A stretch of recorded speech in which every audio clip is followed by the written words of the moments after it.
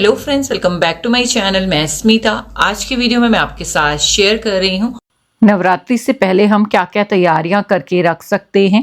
But ये video आपको नवरात्रि शुरू होने के टाइम पे ही शायद मिल पाएगा। तो आप सभी को नवरात्रि की बहुत बहुत शुभकामनाएं। और इस वीडियो में मैं आपके साथ शेयर कर रही हूँ घर की साफ सफाई, पूजा की तैयारी, किचन को ऑर्गेनाइज करना ताकि सब काम अच्छे से हो। इंडियन हाउस होल्ड में त्योहारों को तो जोर शोर से मनाया ही जाता है, बट उससे पहले जो हम तैयारियां करते हैं उसके लिए जो एक्साइटमेंट होता है ना, वो नेक्स्ट लेवल ही होता है और एक रिचुअल की तरह ही ये होता है। शॉपिंग करना, बहुत सारी चीज़ें प्रिपेयर करना। तो उम्मीद करती हूँ आज का ये वीडियो आपके लिए हेल्पफुल रहेगा और जो चीज़ें मैंने आपके साथ शेयर की वो आपके लिए भी हेल्पफुल रहेंगी। तो चलिए वीडियो स्टार्ट करते हैं।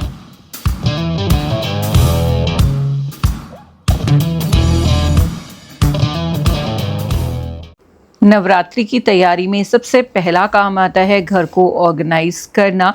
घर की बहुत सारी जगह हमें देखनी होती हैं कि वहाँ पे सब चीज़ें ठीक से हैं कि नहीं, और सफाई का जो काम है ना वो थोड़ा थोड़ा यहाँ से शुरू हो जाता है।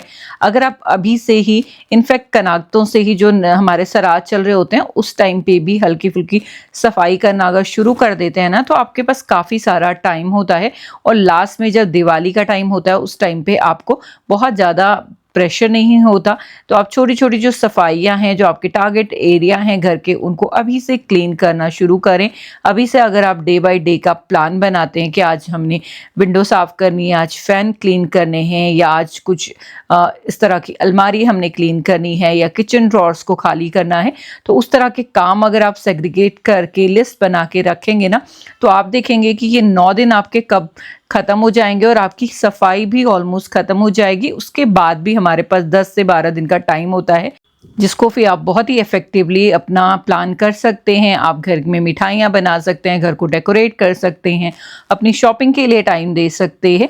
तो इस तरह से प्लानिंग करके किचन ऑर्गेनाइज कर लीजिए अपना, क्योंकि किचन में ना बहुत सारी चीज़ें ऐसी होती हैं जो हमें त्योहारों में चाहिए होती हैं। कुछ क्रॉकरी निकालनी होती है, कुछ मसाले हैं जो हमें बना के रखने हैं, या जो बहुत सारा ऐसा सामान है हमारे काउंटर टॉप पे जो हमें रेगुलर में नहीं काम आने वाला है इस बीच, उसको आप हटा दें, खुली खुली जगह थोड़ी कर दें, ताकि जो भी चीज़ें आप बनाएं ना फेस्टिवल के टाइम पे, उसके लिए प्रॉपर जगह हो। क्रॉकरी को भी एक बार रिफ़्रेश कर लें। आप मेड को दे सकते हैं क्लीन करने के लिए, या फिर आप मशीन में लगा दें तो बहुत ही इजीली क्लीन हो जाता है। वैक्यूमिंग करनी है कहीं पे, तो वो सारी चीज़ें आप पहले से करके रखेंगे तो बहुत ही आसान हो जाता है काम। तो इस तरह से सारे जो एरिया हैं घर के, वो आप अच्छे से पहले क्लीन करके रखें। सेकंड बहुत ही इम्पॉर्टेंट काम है नवरात्रों से पहले कि आप अपने मंदिर को अच्छे से क्लीन कर लें, क्योंकि जो श्राद्ध होती हैं, पितृपक्ष चल रहे होते हैं, उस टाइम पे अधिकतर घरों में पूजा नहीं होती है। तो उसके बाद बहुत ही इम्पॉर्टेंट है आप अपनी जो भी मूर्तियाँ वगैरह हैं उनको अच्छे से क्लीन कर लें। तो मैं सिंपल विनेगर और थोड़ा सा सोपी वाटर के साथ ही अपने मंदिर को और मूर्तियों को क्लीन करती हूँ। और उसके लिए मैं कोई भी साफ़ कपड़ा और किचन का कोई भी बोल लेके उसमें सारी चीज़ों को अच्छे से डिप करके फिर क्लीन करती हूँ, और जिन पे ज़रूरत लगती है उनको हल्का सा वाइप कर देती हूँ। तो यहाँ पे मंदिर को सबसे पहले मैंने खाली किया अच्छे से, और जो भी चीज़ें यहाँ पे एक्स्ट्रा थी उनको हटाया, मंदिर को अच्छे से झाड़ा। और ये वाला जो सोल्यूशन मैंने बनाया था ना, इसी से पहले सारे एरिया को अच्छे से वाइप किया। जहाँ पे दाग थे वहाँ पे सोपी वाटर ज़्यादा लगा दिया, और उसके बाद ले लिया एक सूखा कपड़ा, उससे अच्छे से इसको वाइप कर लेंगे। और फिर आप इसको इसी तरह से खाली छोड़ दें थोड़ी देर, ताकि अच्छे से ये हवा में सूखता रहे मंदिर।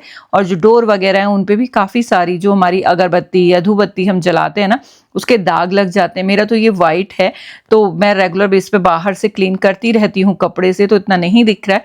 अदरवाइज जो डार्क कलर होते हैं ना, उनमें नज़र ही नहीं आता और आपको लगेगा भी नहीं कि गंदा है, इसीलिए वाइट में थोड़ा सा क्लियर दिखता है, तो सफाई जल्दी हो जाती है रेगुलर में।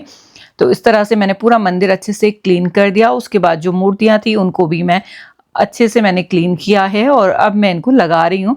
तो इनका आसन वगैरह चेंज कर दिया, वस्त्र चेंज करने के बाद उनको प्रॉपर उनके जगह पे रख दिया। और जो भी सामान मंदिर का था ना, उसको एक बार चेक कर लिया, साथ में लिस्ट बना ली कि कौन सी चीज़ मुझे ज़रूरत पड़ने वाली है। साथ ही जो नए कपड़े आते हैं नवरात्रों में चेंज करने के लिए, वो भी मैंने अरेंज करके रख दिए हैं। तो इस बार कुछ मैं लेके आई थी और कुछ मेरे पास पहले से ही थे, तो नए ही थे, तो उनको ही मैंने अरेंज करके रख दिया है, क्लीन भी कर दिया था उनको। और जो अभी निकले हैं उनको मैं इसके बाद क्लीन करूँगी।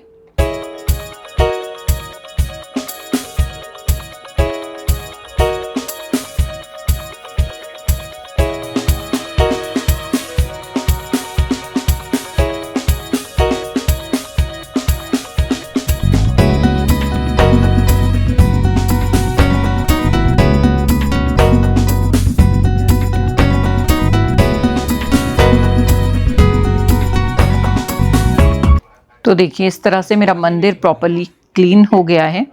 नेक्स्ट बहुत ही इम्पॉर्टेंट काम जो कि नवरात्रों से रिलेटेड चीज़ें हैं, वस्त्र हैं, नारियल है या श्रृंगार का सामान है, जो भी चीज़ें लगती हैं ना, उनको पहले से ही लिस्ट बना के रख लें या फिर मंगवा लें तो ज़्यादा बेटर रहता है। और लास्ट में हम कुछ सामान भूलते भी नहीं हैं। इस तरह से किचन में भी जो सामान मेरा ख़त्म हो गया होता है उसकी मैं लिस्ट बना लेती हूँ। जो सब्जियां इस बीच लगनी हैं या काम आनी हैं वो चीज़ें मैं मंगवा लेती हूँ। सब्जियां तो वैसे एक साथ नहीं मंगवाती हूँ, जो रेगुलर में यूज़ होती हैं वही सारी चीज़ें मैं यहाँ पे मंगवाती हूँ। दूध वगैरह थोड़ा एक्स्ट्रा मंगवा के, क्योंकि पनीर इस टाइम पे यूज़ हम करते हैं घर पे, बट बाहर का पनीर किस तरह का हो कैसा हो, इसलिए मैं घर पे ही बनाना प्रेफर करती हूँ। तो यहाँ पे जो भी आपकी 2 या 3 दिन की सब्जियाँ उनको अच्छे से क्लीन कर लीजिए। पूजा के दिनों में या रेगुलर में भी साफ सफाई का अक्सर आप ध्यान रखें। दूध के पैकेट ना बाहर बहुत सारे हाथों में आते हैं, तो उनको भी मैं अक्सर इस तरह से क्लीन करके रख लेती हूँ सब्जियों के साथ ही। और उसके बाद सब्जियों को मैंने अच्छे से ड्राई किया है। यहाँ पे अदरक, मिर्ची और धनिया, ये 3 चीज़ें ही लगती हैं मेनली व्रत के टाइम पे, तो मैं इनको एक इस तरह के बॉक्स में रख रही हूँ। आपको अलग से कुछ भी ऑर्गेनाइजर वगैरह खरीदने की जरूरत नहीं है। आप अपने घर में देखें ऐसा कोई बॉक्स हो जिसमें 3 सेक्शन हो, या 3 अलग अलग बॉक्स भी आप बना सकते हैं। उसमें इस तरह से आप रखेंगे तो आपको ईजी रहेगा उनको उठा के एकदम यूज़ करना। तो मैं इस तरह से ट्राई करती हूँ कि चीज़ों को इस तरह से ऑर्गेनाइज करूँ कि उनको यूज़ करना काफ़ी ईजी रहे। ये बॉक्स मेरे पास खाली ही पड़ा था तो इसका मैंने इस तरह से यूज़ कर लिया है। नेक्स्ट जो दूध मैंने मंगवाया था वो मैंने सारा इस तरह से निकाल लिया है, और आधा दूध मैं बॉईल कर रही हूँ ताकि उससे दही और यूज़ हो चाय वगैरह के लिए या पीने के लिए। बाकी आधा जो दूध है ना वो मैं पनीर बना रही हूँ। और यहाँ पे आज जो दूध है मैंने फुल क्रीम और टोन दोनों ही मंगवाया है। नॉर्मली मेरे यहाँ काऊ मिल्क आता है तो वो, और फुल क्रीम मैंने मंगवाया है ताकि फुल क्रीम से हम अच्छा सा पनीर बना पाएँ। पनीर क्योंकि थिक जितना दूध होगा ना उतना बढ़िया बनता है। अब मैं यहाँ पे पनीर को सेट करने लगी हूँ। पनीर अगर आप चाहते हैं ना मार्केट जैसा अच्छे से क्यूब बने, पहले मैं ऐसे कपड़े में बांध देती थी तो क्यूब अच्छे से नहीं बनते थे, वो थोड़ा सा वैसा रहता था पनीर। अब जब से मैंने ये मंगवाया है पनीर मेकर, उससे काफ़ी अच्छे पीसेस आ जाते हैं। तो ये नहीं रहता कि आपको कोई स्पेशल रेसिपी भी बनानी है तो आपको बाहर से पनीर मंगाना है। तो मैं ट्राई करती हूँ कि घर पे ही बनाऊँ। और इस तरह से देखिए, सो कपड़ा भी अंदर से एक मैंने लगाया है ताकि जो बारीक बारीक कण है ना वो नीचे ना जाए, क्योंकि उसमें जाली काफ़ी मोटी है। इस तरह से बस इसको रख देंगे और इसको अच्छे से प्रेस कर देंगे ऊपर से। और वेट बहुत ज़्यादा नहीं डालिएगा, अदरवाइज फिर बहुत ड्राई पनीर बनता है। नॉर्मल वेट रखिएगा और आधे घंटे के लिए इस तरह से छोड़िएगा, जितना पानी निकलना होगा वो निकल जाएगा और पनीर हमारा बिल्कुल सेट हो जाता है। ये जो वे वाटर है इसको भी आप वेस्ट नहीं करें, अपनी रोटी बनाने के लिए या सब्जी में इसको यूज़ कर सकते हैं। आप इसको इस तरह से नमक या फिर कुछ मसाले डाल के पी भी सकते हैं, काफ़ी हेल्दी होता है। और नहीं तो इसको डाइल्यूट करके आप प्लांट्स में भी डाल सकते हैं, उनके लिए भी काफ़ी ज़्यादा हेल्दी ये रहता है। तो ये घर का बना हुआ पनीर, इसको आप पानी में डिप करके भी रख सकते हैं, ऐसे भी रखेंगे तो 1 हफ्ते ये ख़राब नहीं होगा। साथ ही मूंगफलियाँ वगैरह आप पहले से ही भून कर रख लें, क्योंकि बहुत सारी रेसिपीज़ में हमें मूंगफली की ज़रूरत पड़ती है। पहले से अगर आप इनको ड्राई रोस्ट करके रख लेते हैं ना, मैं तो एयर फ्रायर में ही कर लेती हूँ इसको, 3-4 मिनट लगते हैं। उसके बाद चाहे तो आप इसका छिलका उतार के स्टोर करें या ऐसे ही स्टोर करें। तो मैं थोड़ी मूंगफली ऐसे ही रख लेती हूँ, थोड़ा सा जब मुझे ज़रूरत होती है उसी टाइम मैं उखल में इसको क्रश कर लेती हूँ ताकि उनको और रेसिपी में यूज़ किया जाए। इसके अलावा व्रत में खाए जाने वाले आटे, जो ड्राई फ्रूट हैं, उनको आप ज़रूर एक बार चेक कर लें, क्योंकि घर में बहुत सारे पुराने जो हमारे आटे बचे होते हैं उनको आप एक बार ज़रूर चेक कर लें। अगर आपके पास हैं तो आप एक्स्ट्रा नहीं मंगाएं, क्योंकि ये वाले जो आटे होते हैं ना, आप लंबा रखोगे तो ख़राब होने के चांसेस होते हैं। तो मेरे पास ये थोड़े थोड़े कुछ जो बचे हुए थे उनको मैंने इस तरह से बॉक्स में भर दिया और इसको एक बास्केट में ही इस तरह से रखूँगी ताकि ये नज़र आए। तो यहाँ पर ये साबूदाना है, मूँगफली है भुनी हुई, और बाकी जो थोड़ा थोड़ा आटे बचे हुए थे ना इस तरह से बॉक्स में रख दिए। और जो पैकेट में नए लाई हूँ उनको मैं एज इट इज़ रख रही हूँ। तो पहले पुराने वाले ख़त्म करेंगे, उसके बाद बाकी इसी तरह से डेसिकेटेड नारियल है, बाकी चीज़ें जो भी है ना इस तरह से मैंने एक जगह रख दी हैं, तो ईजी रहेगा इनको यूज़ करना। नेक्स्ट बहुत ही इम्पॉर्टेंट जो टिप है वो है अपनी वार्डरोब को रिफ्रेश करना।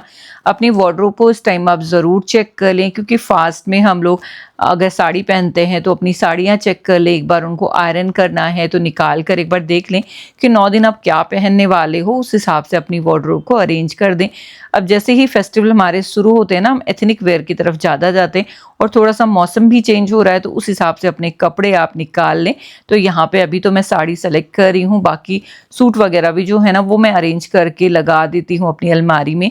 हमारे एथनिक वेयर में हमें बहुत सारी चीज़ें मिक्स एंड मैच करनी होती हैं, तो ब्लाउज़ वगैरह साड़ी के साथ या जो दुपट्टे हैं वो एक बार अरेंज आप कर दें, उनको बस निकाल कर एक बार अच्छे से रख दें जहाँ पे आपको नज़र पड़े, और आपको जब पहनना है ना उस टाइम पे आपको उलझन नहीं हो कि इसका ब्लाउज़ कहाँ है, इसके साथ का मैचिंग और कुछ चाहिए, वो चीज़ नहीं है।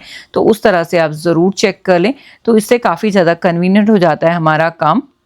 तो मैंने भी अपनी अलमारी से कुछ अनस्टिच क्लोथ निकाल दिए हैं, जो सिलवाने हैं, साड़ी वगैरह में फॉल लगना है, वो सारी चीज़ें मैंने निकाल के रख ली हैं ताकि नज़रों के सामने रहेगी और काम फिर मेरा पेंडिंग नहीं रहेगा। इनको लिख भी लूँगी ताकि भूले नहीं कोई भी काम। इसके साथ ही जो हमें कर्टन चेंज करने हैं, बेडशीट चेंज करनी है, वो मैंने यहाँ पे निकाल दिए हैं।